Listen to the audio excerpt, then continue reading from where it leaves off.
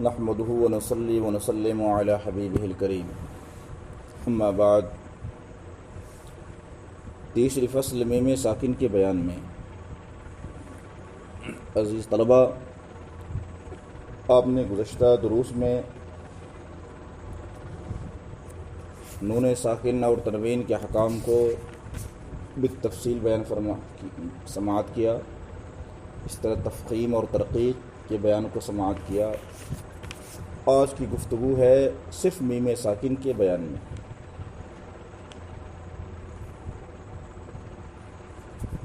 صاحب کتاب فرماتے ہیں میم ساکن کے 3 احوال ہیں: ادغام، اخفاء، اظہار۔ اب یہ ادغام، اخفاء، اظہار کہاں کہاں ہے، اس کو بیان فرماتے ہیں۔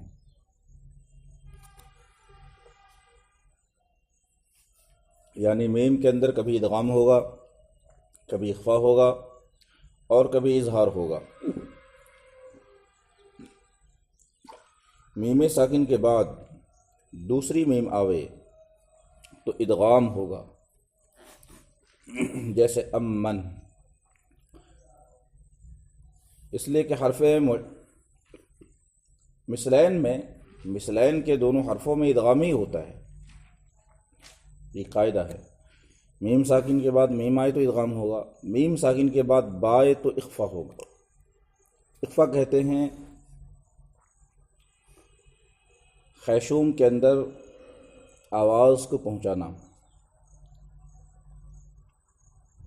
یہ شارٹ غنہ ہوتا ہے، غنے کے اندر آواز کو اس میں گونج دیتے ہیں اور جنبش ہوتی ہے خیشوم کے اندر، لیکن اخفا کے اندر جنبش نہیں ہوتی، صرف آواز پہنچتی ہے، جیسے انذرتہم، ٹھیک ہے۔ ان اور ان کے اندر جنبش ہے خیشوم کے اندر، اور انذرتہم میں اخفا ہے، اخفا کو صرف آواز پوشیدہ کی جا رہی ہے۔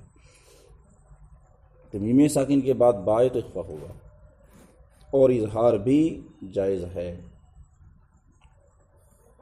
جب بھی لگا دیے تو اس سے اندازہ ہو گیا کہ امام جزری رحمۃ اللہ علیہ کے طریق کے مطابق بیان کیا جا رہا ہے، بشرطے کہ میم منقلب نون ساکن اور تنوین سے نہ ہو۔ میم ساکن کے بعد بائے تو اخفا ہوگا، بشرطے کہ میم نون ساکن اور تنوین سے بدلا ہوا نہ ہو۔ مثلا وما هم بمؤمنین،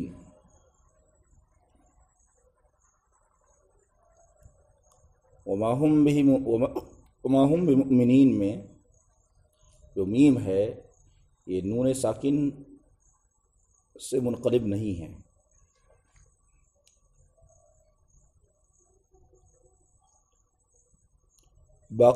باقی حروف میں اظہار ہوگا، مثلا علیہم ولا الضالین وکیدہم فی الضالین۔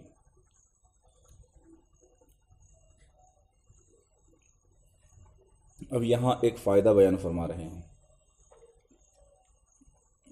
یعنی اظہار کہاں ہوگا؟ جب میم ساکن کے بعد نہ میم آئے نہ با آئے تو جتنے حروف آئیں گے سب میں اظہار ہی ہوگا۔ بوف کا قاعدہ جو مشہور ہے، یعنی میم ساکن کے بعد با آئے تو اخفا ہوگا، اور واو فا آئے تو اظہار اس طرح کیا جائے کہ میم کے سکون میں حرکت کی بو آ جائے۔ یہ اظہار بالکل بے اصل ہے، بلکہ میم کا سکون بالکل تام ہونا چاہیے، حرکت کی ہوا بھی نہیں لگنی چاہیے۔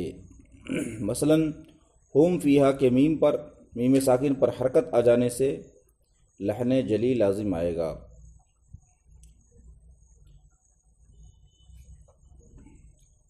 ہم فیہا جیسے میم ساکن کے بعد فا آ رہا ہے، اگر یہاں پر ہم نے حرکت ظاہر کی، میم کے سکون میں حرکت کی بو آئی تو یہ لحن جلی ہو جائے گا۔ چوتھی فصل حرف غنہ کے بیان میں، نون میم مشدد ہو تو غنہ ہوگا، جیسے ان، امن، ایسی نون ساکن اور تنوین کے بعد سوائے حروف حلقی اور لام را کے جو بھی حرف آئے گا تو غنہ ہوگا۔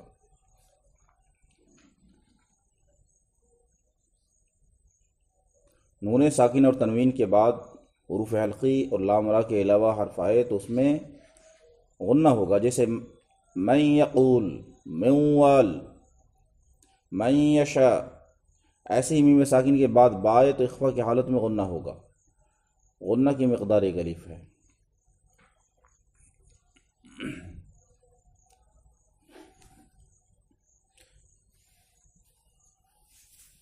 یہاں جو غنہ فرمایا اخفا کی حالت میں، وہ غنے سے مراد یہاں ہے صرف آواز کو ناک میں پہنچانا، جنبش دینا نہیں ہے۔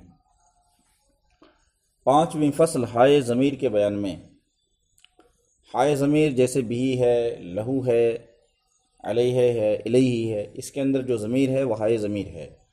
ہائے ضمیر کے ماقبل کسرہ یا یائے ساکنہ ہو تو ہائے ضمیر مکسور ہوگی، مثلا بھی و الیہ، مگر دو جگہ مضموم ہوگی، یہ خلاف قیاس ہے۔ وما انسانیہ سورہ کہف میں اور علیہ اللہ سورہ فتح میں۔ اب یہاں قاعدہ جو بیان کیا گیا کہ ہائے ضمیر کے ماقبل کسرہ یا یائے ساکنہ ہو تو ہائے ضمیر مکسور ہوگی۔ انسانی کے اندر یائے ساکنہ ہے اور علیہ اللہ میں بھی یائے ساکنہ ہے، تو ہونا چاہیے انسانی ہی ہونا چاہیے اور علیہ اللہ ہونا چاہیے، لیکن اس کے برخلاف یہی مقروء ہے اور یہی مرسوم بھی ہے، تو یہی پڑھیں گے۔ اور دو لفظوں میں ساکن ہوگی ہائے ضمیر، ایک تو ارجح اور دوسرے فلقی میں، اور جب ضمیر سے پہلے نہ کسرہ ہو نہ یائے ساکنہ تو ایسی صورت میں مضموم ہوگی، جیسے لہو، رسولہ، منہ، اخاہ، رأیتموہ، مگر ویتقہ فاولئک میں مکسور ہوگی۔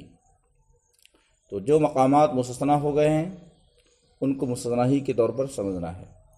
اور جب ہائے ضمیر کے ماقبل اور مابعد متحرک ہو تو ضمیر کی حرکت اشباع کے ساتھ پڑھی جائے گی، یعنی ہائے ضمیر کا ماقبل اور مابعد دونوں متحرک ہوں تو ہائے ضمیر کی حرکت کو دراز کر کے پڑھیں گے۔ اشباع بولتے ہیں، درازی حرکت کا نام ہے، درازی صوت کا نام ہے، اشباع کے ساتھ پڑھا جائے گا، جیسے بیہی، لہو، اس کو بھی نہیں پڑھیں گے، ہاں جب وقف کریں گے تو بھی پڑھیں گے، لیکن جب حالت وصل میں لہو، رسولہ، اس طرح سے پڑھیں گے، جیسے وَرَسُولُهُ أَحَقُّ، یعنی اگر ضمیر پر ضمہ ہو تو اس کے مابعد واو ساکن زائد ہوگا، ضمیر پر کسرہ ہو تو اس کے مابعد یائے ساکنہ زائد ہوگی، جیسے مِن رَبِّهِ وَالْمُؤْمِنُونَ وَرَسُولُهُ أَحَقُّ، مگر ایک جگہ اشباع نہ ہوگا، یعنی وَإِن تَشْكُرُوا يَرْضَهُ لَكُمْ۔ اب یہاں پہ ساری شرطیں پائی جا رہی ہیں اشباع کی جو ماقبل میں بتائی گئی کہ ہائے ضمیر کا ماقبل مابعد دونوں متحرک ہو، یرضہ میں دونوں متحرک ہے لیکن اس کے باوجود بھی یہاں اشباع نہیں ہے، اس کا ضمہ غیر موصولہ پڑھا جائے گا، یعنی ملا کے نہیں پڑھا جائے گا، یرضہ لکم نہیں پڑھا جائے گا۔ اور اگر ماقبل یا مابعد ساکن ہو تو اشباع نہ ہوگا، مثلا منہ وَيُعَلِّمُهُ الْكِتَابَ، یہاں وَيُعَلِّمُهُ الْكِتَابَ لکھا گیا لیکن کتابت کی غلطی ہو گئی ہے، اصل میں وَيُعَلِّمُهُ الْكِتَابَ ہونا چاہیے، تبھی تو ساکن ہوگا۔ یا ہاں ٹھیک ہے، ایسی صورت میں بھی وَيُعَلِّمُهُ الْكِتَابَ بھی صحیح ہے، اس لیے کہ لام ساکن آ رہا ہے اس کے مابعد، تو اس کا مابعد متحرک نہیں ہے، وَيُعَلِّمُهُ الْكِتَابَ، تو يُعَلِّمُهُ الْكِتَابَ نہیں پڑھ سکتے ہیں، مگر فیہ مہانہ جو سورہ فرقان میں اس میں اشباع ہوگا، یعنی یہاں پر ہائے ضمیر کا ما قبل یا ساکنہ ہے، یعنی غیر متحرک ہے، پھر بھی اشباع ہوگا، فی ہی مہانا امام حفص رحمۃ اللہ علیہ کے نزدیک، بس یہ مقام مستثنا ایسا ہی مقروء ہے۔ اسی وجہ سے ان بحثوں کو آپ لوگ اچھی طرح سے ذہن نشی کر لیں اور دماغ میں بیٹھا لیں۔ جزاکم